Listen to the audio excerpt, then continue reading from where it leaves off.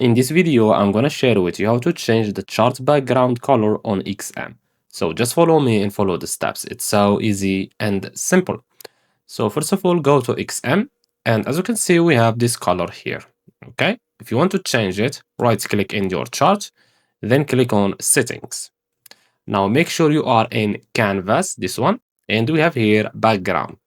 Now we have here solid and gradient. So let's start with solid. Click on this square here and you can choose any color you want. So let's choose, for example, this color.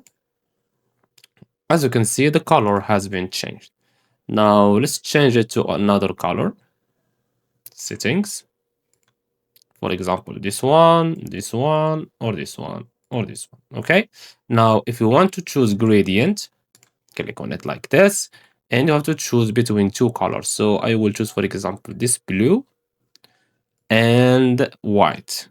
Okay, I think that you get the idea, like this, for example. Okay, and click on OK. In that set. So I hope you found this video helpful.